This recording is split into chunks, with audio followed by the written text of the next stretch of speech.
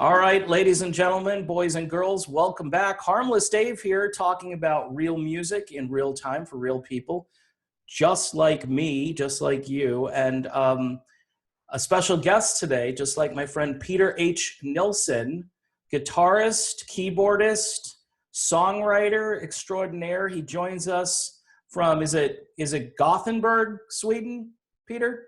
Yeah, it's Gothenburg, Sweden. So all right. Thank you very much. You're welcome. Peter recorded this nice little album. It's like a couple of years ago now, right? That this came out? 2018. Yeah. Little American Dream. And I talked a lot about this. I blogged about it twice. And I think I did at least one video. And I was just really taken back by the quality and the material on this record. It reminded me, obviously, of a lot of the old production values that I grew up with in the 1980s, but really had something unique and special. I mean, this one here, 9 really great songs, and it was, I guess, picked up by AOR Heaven, which this is why I have a physical copy of the CD, and they're a pretty decent record label, and they put out a lot of good stuff, so they had the good sense to see that Peter's record was something that they should carry, and hopefully they're selling a few of these. Peter, do you know anything about that? How's the album done as far as sales? I think they have sold everything they, let's say, printed. All the copies is sold. So wow. I haven't heard if they are going to print up new copies or what, but everything is sold out. I do know there are some, let's say, stores on the web that still have copies they can sell. So at least here in Sweden, I know the big one, they have still copies. Yeah. Okay. That's good. That is very good. That shows that at least based on their projections or whatever, that they sold out what they had. Now, this is kind of a unique record because we've got, is it 3 Swedes and 2 Americans working together? Is that how it works? No, we are 2 from Sweden and 2 from US. Okay, 2 and 2, not including the producer, right? Producer is... Yeah, and the producer, he's Swedish. He's located in Skövde. Okay.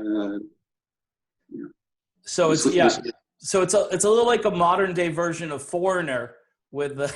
Yeah, you can say that, yeah. How did that come about? You work with a gentleman who really has a great voice. You don't sing on this record. Chris Biano? Is that how you say his name? Yeah, Chris Biano, yes. Chris is from Nashville, and he's in the country scene, I would say. And it was just a pure coincidence that I found Chris.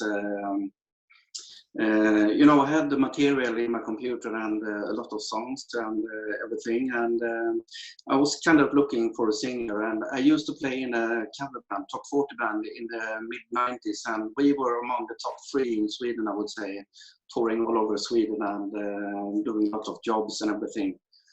And with that band, we also later, let's say, when was it? 5 years ago, we recorded some songs which I wrote. Mm-hmm. Me and actually the bassist on my record, Patrick Audiels, he wrote all the lyrics and everything. But then we had the singer and the drummer from that cover band. Actually, the songs that is on my album, Little American Dream, that was intended for that band, but for some reasons it didn't work out. Yeah. And then I got the tip on a web page. It's called Sound Better, and then there I found Chris. Mm-hmm. And you can go in and watch different singers and bass players or whatever you want. But I found Chris, and I heard some demos from him, and I really liked his voice, so I must have him. So yeah. I sent one song to Chris just to try and see how it worked out. And that is actually the first song on the album. The first song that I gave him. Yeah. And when he's back, I immediately felt, wow, he's the singer. I want him. Yeah. Yeah. I mean, in this album too, it's good when you first listen to it. When I first heard it, it startled me because I'm thinking to myself, okay, maybe these songs, you know, I'm going to keep listening. And then what happened as I continued to listen is, you know, there were a couple of songs that really jumped out, like You Better Run, Little American Dream, Me and You, I know got a lot of airplay in various markets all over the place. But the whole thing ends up being like, I would put this on doing chores around the house and stuff, and I would just be like, wow, this is a start to finish, one really good song after another. You know, so you wrote pretty much all the music and Chris came up with lyrics, or how did that work? Yeah, I did all the musics and put down demos and everything, and then I sent the files over to Chris. He had it for a couple of days and wrote the lyrics, and then he tracked all the vocals and sent it back as a package to me. And I listened and I said, "Okay, let's go." And I didn't tell Chris anything specific because I didn't want to steer him in a type of direction or so. I gave him more or less free hands to do the lyrics and also the top line, the melodies of the songs and everything. So that is his big part of the each and every song, I would say. Right. And all the music, it's my baby, you can say. Yeah, because this almost, I mean, it's not a concept album per se, but no. But track 5, which is the title track, Little American Dream, is really interesting to me because it kind of talks about how, you know, you work so hard and you try to grasp at this, and it's evasive, and you can't you can't hold on to it. And I think there are a lot of people who can relate to that these days, who live in America, who can kind of see it maybe slipping away, or it's not what it's all cracked up to be. I think that would be a better way to look at it.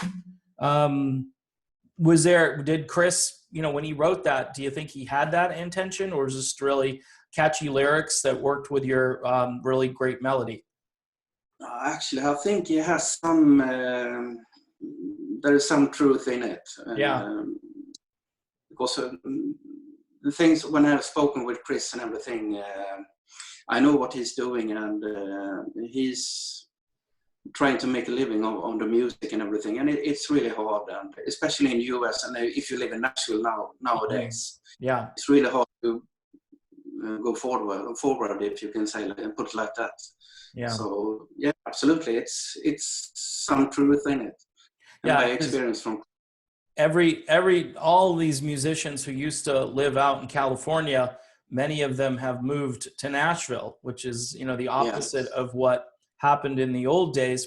Probably the music you grew up listening to, like I did, most of it was made on the West Coast, or had kind of a West Coast vibe to it.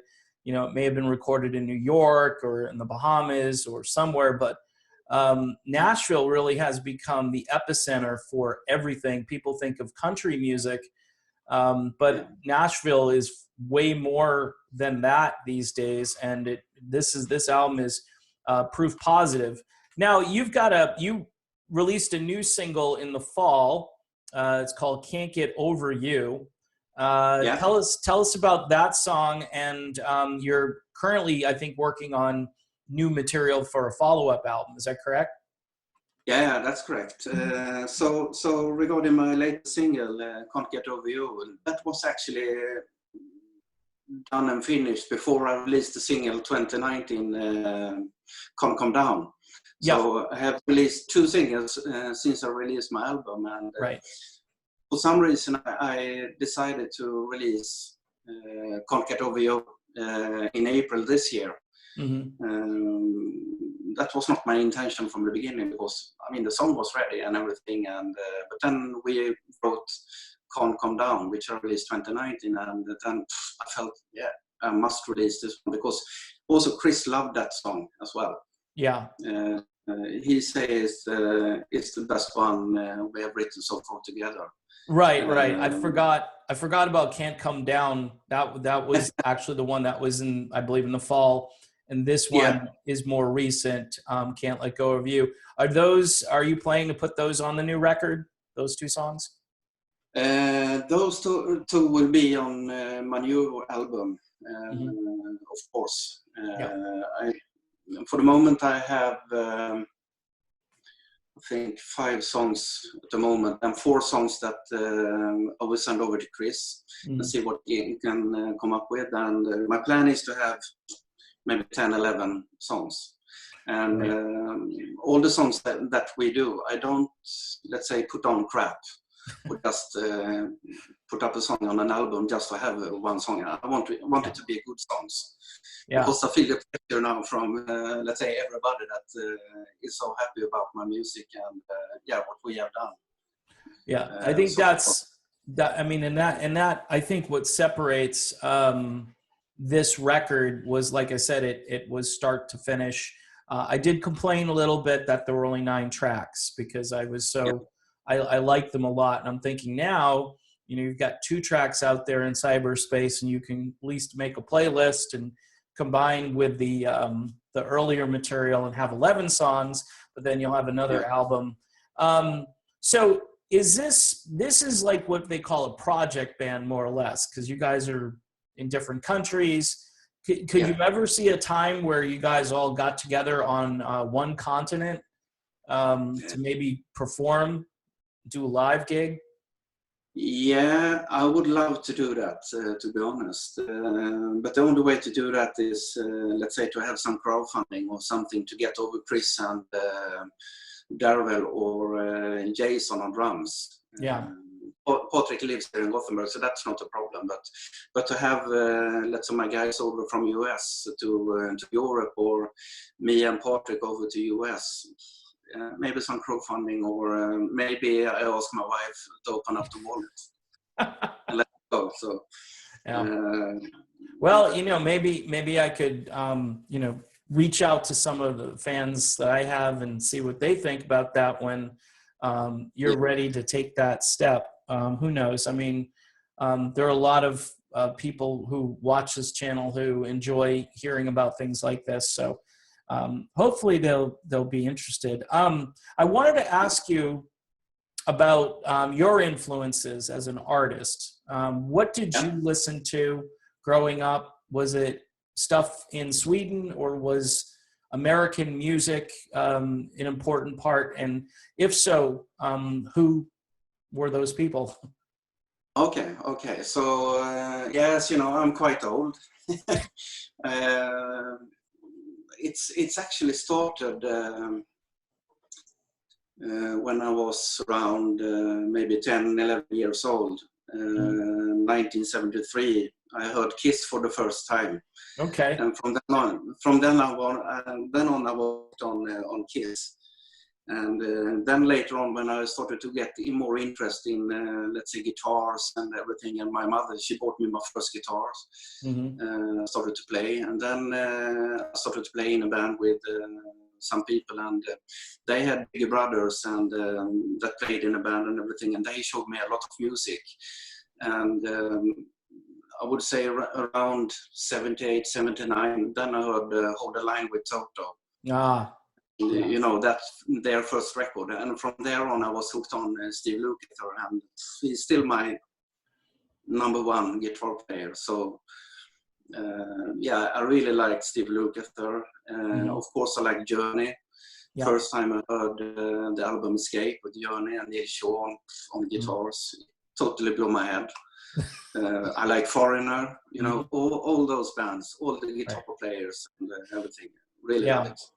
Yeah, and you can kind of hear it, especially the Toto influence on this record. I can't hold it up, but anyway, I've got other albums here that I wanted to talk about, just because I think there might be something going on in Sweden, and I wonder if you could comment on it before. You can comment after I go through all of these records. So I got this band, State Cows. Sounds a little like Steely Dan. Sweden. I've got this band, Coastland Ride. I heard they're done. They're not recording anymore, which kind of sad about, because I was looking forward to more. I've got this band. They just sent me their album autographed copy, Grand Design. They sound a little like Def Leppard. Age of Reflection. I made friends with this band a couple of years ago. Kind of the Journey sort of Foreigner AOR hard rock thing. These friends of mine, I've actually got their t-shirt on right now, Perfect Plan, who really sound a lot like Foreigner, okay, and Survivor. And this group, Swedish Funk Connection, I don't know if you heard them, really taking that West Coast AOR turn, really interesting music. Backward Spirit, this is a group that sounds like the Allman Brothers and the Black Crows and Archangels and things like that. And I got State of Salazar, who, again, I love this album if you're a Toto fan and if you like Peter's music. Came out a couple of years ago. Cry, there's another Swedish band that was big a couple of years ago, and I'm about to drop all my CDs here. But I'll stop because I wanted you to kind of comment on what's happening in Sweden. It seems like Sweden is really kind of a place where they really revere American music. But I think the question I have is it getting any airplay? Is it getting any traction over there? Do you turn on the radio and hear any of these groups? Or is this kind of like it is here in the States where you can't really get the time of day, as I like to say? Yeah, I would say that the AOR scene in Sweden has really exploded the last years. Yeah. I mean, a lot of the old bands that they have done concerts in Sweden, like Toto, Def Leppard, Foreigner, all those bands. They have been in Sweden, and they have had fans for a very long time. As me, I found out about Toto 1978 when they released the first album, and since then I was hooked on. I think it's the same with the bands that you mentioned. Those guys, they have their, let's say, influences, and they really like the music and everything. And the AOR scene and let's say all the listeners in Sweden, they are, it's kind of subculture, I can say. They are really a group that they are gathering together. They have concerts, you have promoters, they arrange concerts, invite bands and everything. And it's not only in Sweden, I would say, it's also in the majority of Europe. You have, it's huge in Germany, huge in Spain, Italy, even France. They like this music as well. Yeah. AOR. So in Europe, it's the American music, this type of music, like Toto, Def Leppard, Survivor, all those bands. Yeah. It's huge.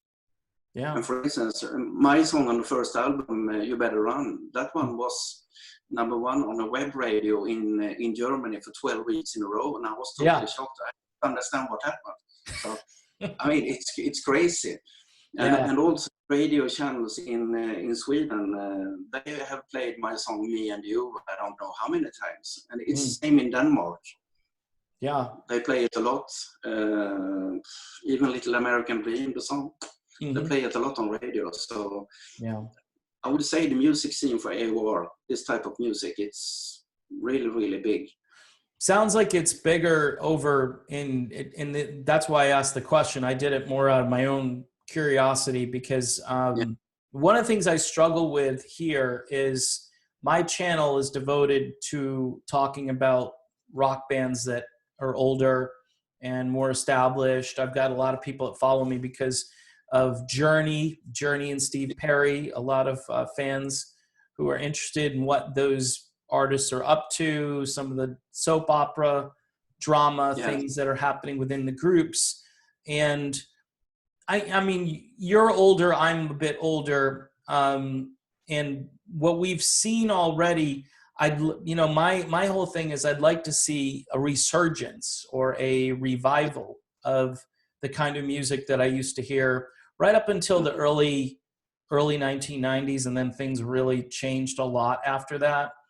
But it's good to know. I know in Europe, like you said, I have bands. I could have picked out of my CD collection Germany, Italy. There were a lot of groups from Italy that I've listened to recently, where I was shocked at not the quality necessarily, but how they really are trying to emulate that sound. You know, they're like all those groups that you talk about, Toto being a big influence on a lot of these bands, but, you know, Journey, Foreigner, the whole bunch of them.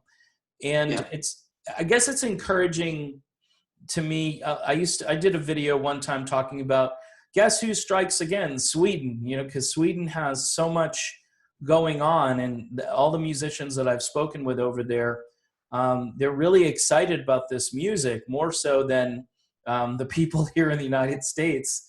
Much of it, I think, has to do with the radio industry here. There's not the support system that there once was for this kind of music.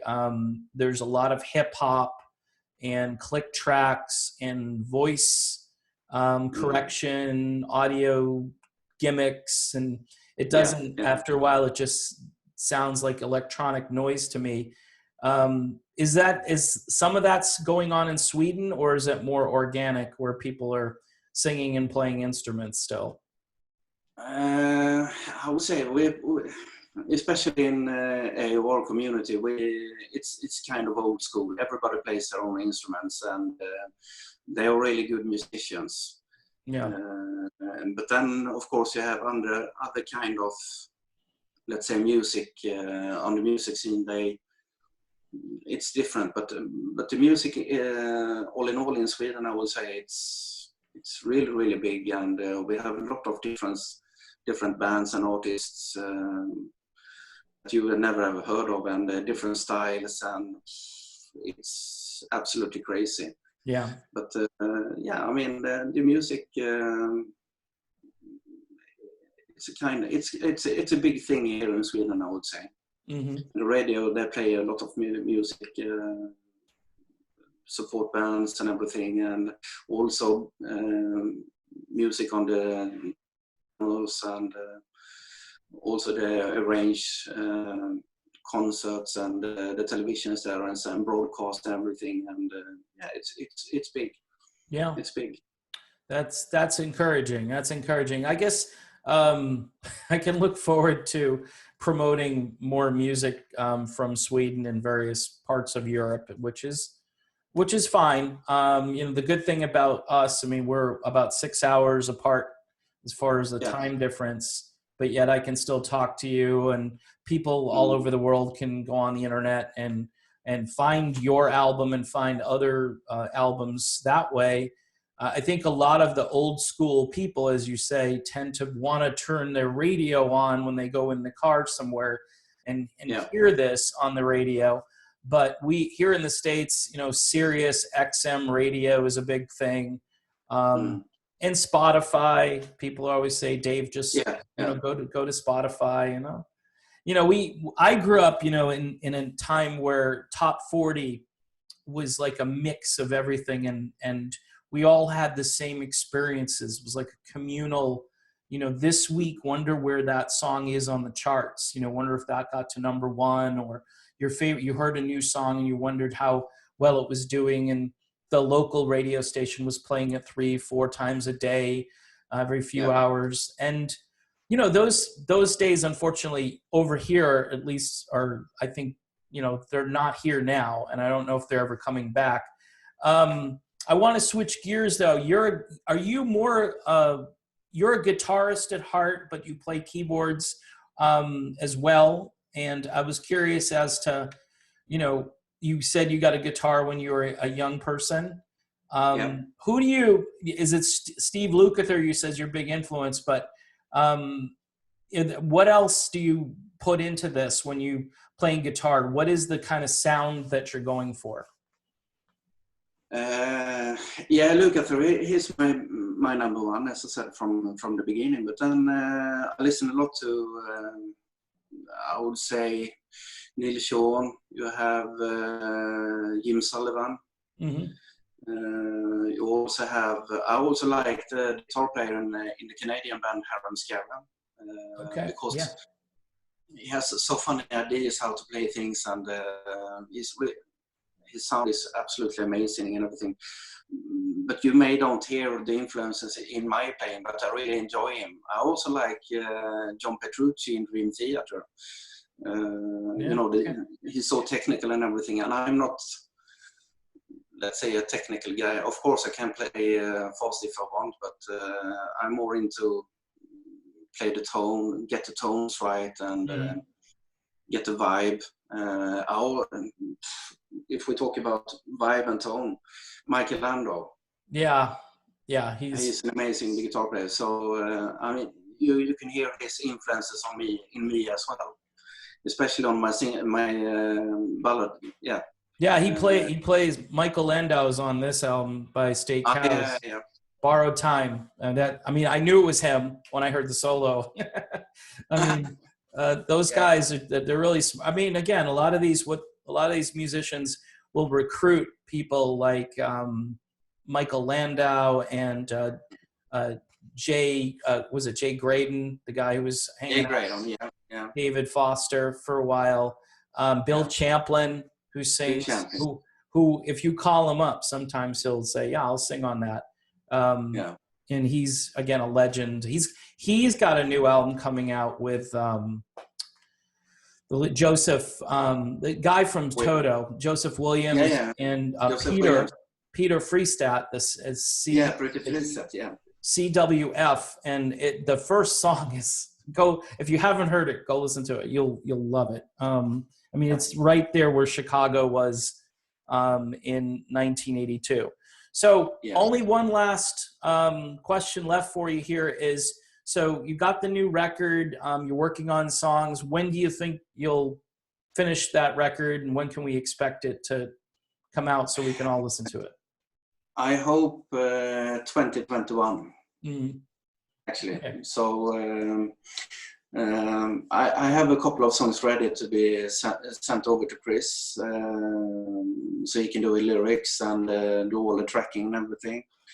And then I have some ideas in the computer that I will finalize and send over to Chris as well. So hopefully 2021.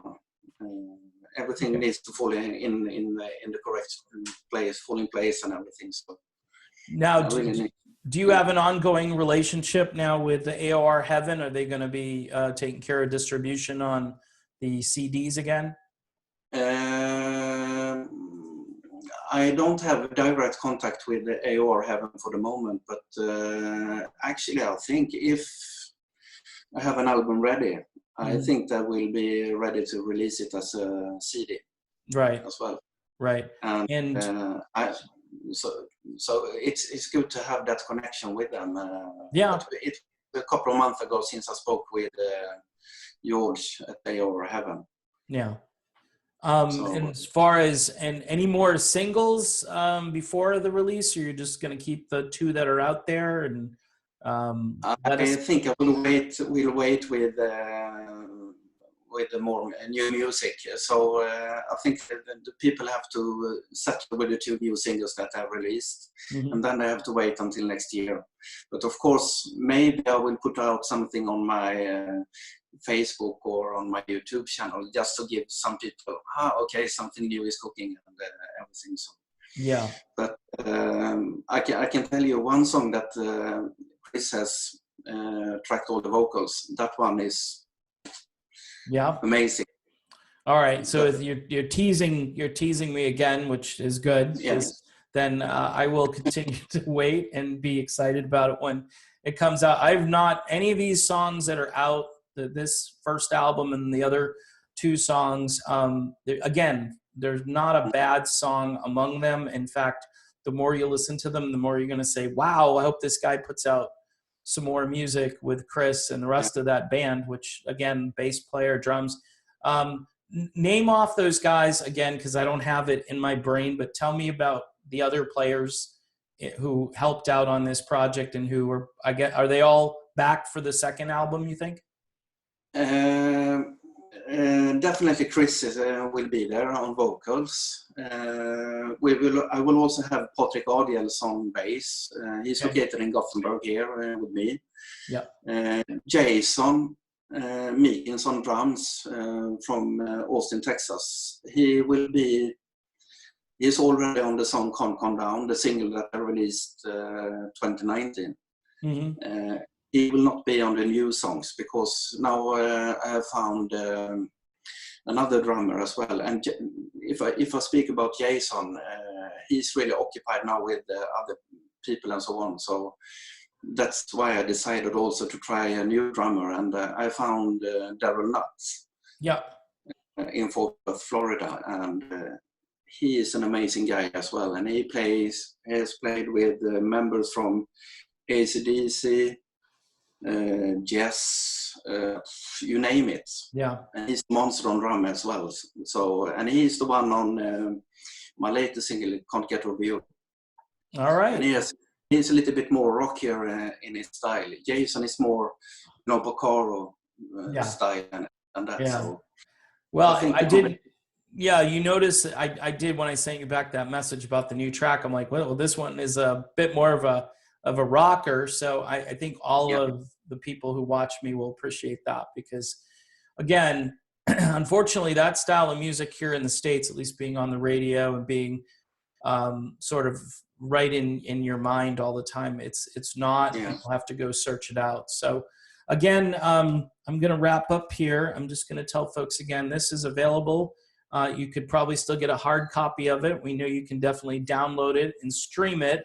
I know Peter has a lot of streams on Spotify of this album. When it came out, I was watching that, and people, when they find good music, they go back to it and listen to it. It's too bad, Peter, that you can't get a bigger chunk of revenue from streaming, because I think you might, we could probably just work the 2 days a week and not worry too much. But that's something that I think needs to be fixed. Artists need to get paid revenue, like real revenue for the streaming. I know subscriptions would probably go up, but I'd be willing to pay it because I appreciate music so much. So any last words for my little audience here in the United States? Yeah, I would say a huge thank you to all you guys that listen to my music on Spotify and everything. I've seen now on Spotify that US is on number 2. Where I have my listeners. Yeah, so Sweden is number 1, then US number 2, and Germany number 3. So I'm so happy to see US up on top, and I would love to have you on number 1 spot. Well, I'll work on it.